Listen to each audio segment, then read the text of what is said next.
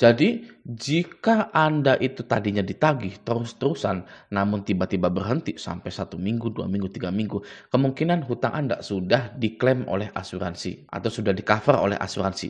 Ya, karena di sini di peraturan OJK yang terbaru yang diterbitkan pada tahun 2023 menyatakan bahwa pengalihan resiko pendanaan atau gagal bayar sebagaimana dimaksud pada angka 1 huruf D dapat dilakukan melalui mekanisme asuransi atau penjaminan. Nah, nomor 7, dalam melakukan pengalihan resiko pendanaan sebagaimana dimaksud pada angka 6, penyelenggara atau pinjol dapat bekerja sama dengan perusahaan asuransi atau perusahaan penjaminan yang memiliki izin usaha dari otoritas jasa keuangan sesuai dengan ketentuan perundang-undangan.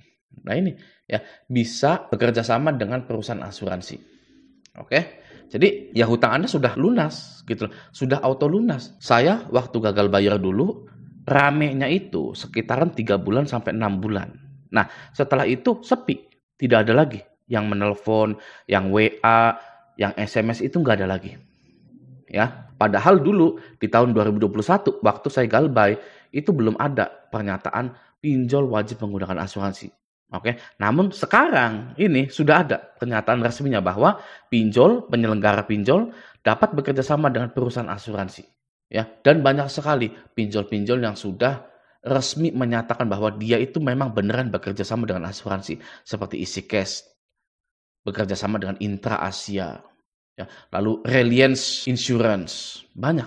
Oke. Nah, di sini saya sudah ada di websitenya EasyCash. Mari kita cari yang namanya asuransi di EasyCash tersebut. Oke. Kita klik bagian sini pendanaan, lalu scroll ke bawah, terus nah di sini ya. Ini judulnya perlindungan asuransi di sini.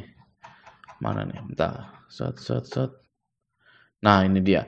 Perlindungan asuransi ya. Kami bermitra dengan penyedia asuransi Reliance dan Intra Asia untuk melindungi dana Anda, dananya investor. Jadi kalau ada investor yang invest ke EasyCash lalu nasabahnya gagal bayar, ya sudah tenang saja. Nanti akan di-cover oleh asuransi tersebut. Nah, ini buktinya nih, asuransi. Jadi kalau Anda sudah tidak ditagih lagi, ya sudah di-cover oleh asuransi. Lalu si pinjol ini buru-buru bikin laporan bahwa ini hutang sudah lunas. Nah, itulah penyebab Anda berhenti ditagih. Nah, sekarang begini. Ditagih DC Anda takut. DC tiba-tiba berhenti menagih Anda tambah takut. Kenapa bisa seperti itu? Adalah Anda selalu takut dalam hidup Anda. Ya, hidup Anda penuh dengan ketakutan. Ya, bahkan yang mirisnya, ya, Anda takut kepada sesuatu yang belum terjadi pada diri Anda. Ya. Jika Anda harus menyadari sesuatu pada video kali ini, satu-satunya hal yang harus Anda sadari yaitu resiko gagal bayar pinjaman online hanyalah datangnya rasa takut yang akan membelenggu hidup Anda. Bukan di penjara, bukan disita, bukan rezeki yang sempit, bukan. Ya. Rasa takut adalah sebuah alat yang dipakai perusahaan pinjaman online agar Anda bisa menuruti semua permintaan mereka. Oke. Lalu, bagaimana mengatasi rasa takut pada pinjaman online? Ya, ada 3 hal yang akan Raja Galbay sharing kepada Anda di sini. Ya, yang pertama pastinya tenangkan diri Anda dulu. Ya, Anda tahu film Doctor Strange Marvel itu ya? Doctor Strange itu bisa membagi dirinya menjadi 2. Ya, dirinya yang asli dan dirinya yang astral. Ya, Anda harus seperti itu. Ya, ketika Anda sudah membagi dan meninggalkan diri Anda yang asli itu, ya kan? Nah, ibaratnya masalah pinjaman online ini akan saya tinggalkan dulu, ya. Lalu saya akan lakukan apa yang saya sukai, ya. Lakukan hobi Anda, beli makanan yang enak, mendengarkan musik yang selama ini terlupakan oleh Anda. Pokoknya tenangkan diri Anda dulu, ya. Masing-masing orang mempunyai cara untuk menenangkan dirinya. Ya, yang pertama tenangkan diri dulu, itu yang pertama. Yang kedua, ya, kenali pemicu kecemasan dan rasa takut Anda. Ya, ketika Anda galbay pinjol, ya, Anda takutnya di mana? Tanya pada diri Anda sendiri. Ya, saya takut disebar data. Ya, bilang kepada orang yang disebar data itu palsu. Ya, saya sudah menghubungi perusahaan pinjolnya dan mereka minta maaf atas kesalahan mereka. Ya.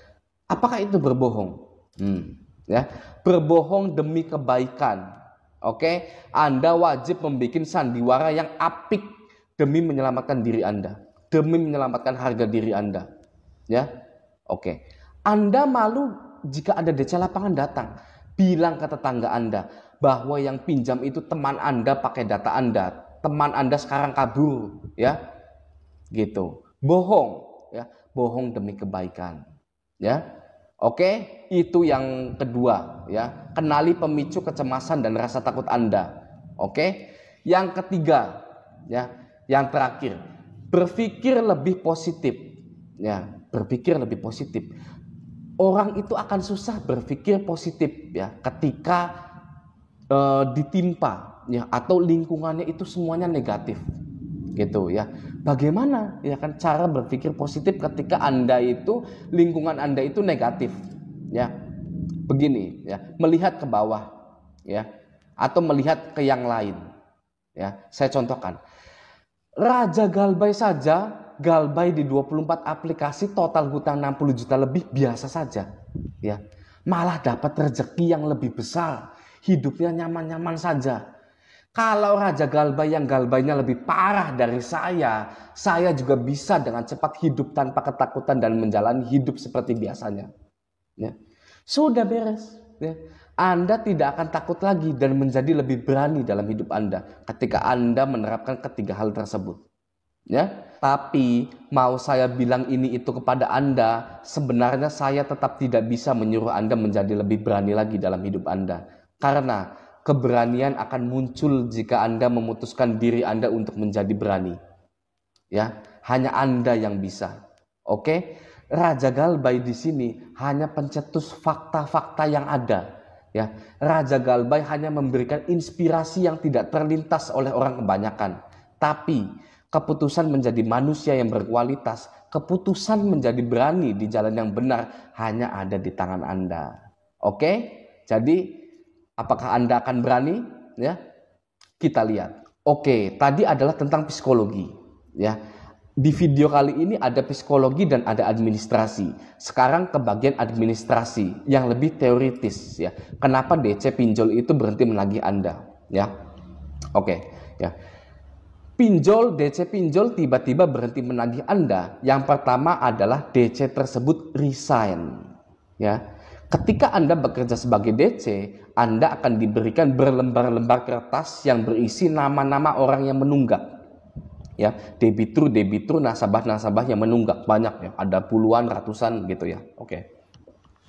Setiap DC mempunyai lembaran kertas atau database nasabah menunggak yang berbeda-beda, ya. Ada yang tunggakannya 1 bulan, 2 bulan, 3 bulan gitu, ya. Berbeda-beda pokoknya setiap lembaran itu, ya. Jika DC itu tiba-tiba resign, ya, maka database tersebut untuk sementara tidak ada yang menghandle. Jadi akibatnya Anda bisa tidak ditagih selama berminggu-minggu sampai pinjol itu mendapatkan karyawan baru lagi. Oke? Itu yang pertama, ya. Yang kedua, adanya nasabah Galbay yang bayar, ya. Adanya nasabah yang Galbay lalu bayar ke DC tersebut, ya. Ketika dari database ratusan orang Galbay, ya, kemudian ada satu yang bayar dan bayarnya full tagihan sehingga menutupi target kerjaan dari DC tersebut, maka DC itu akan sementara berhenti menagih Anda karena sifat manusia yang cepat puas ketika mereka sudah mencapai target. Oke, ya. Jadi ketika ada yang nasabah Galbay, ya, lalu bayar full dan DC itu tertutupi, ya, oleh pembayaran nasabah tersebut, ya, tertutupi targetnya, ya, maka data Anda akan diabaikan sementara. Oke? Yang ketiga, yang terakhir, munculnya puluhan bahkan ratusan nasabah yang baru Galbay, ya.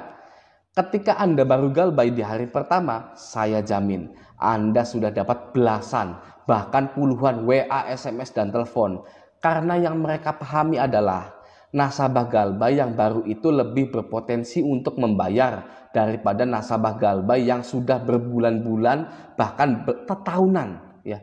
Di saat itu juga DC akan sementara mengabaikan Anda. Oke, ya.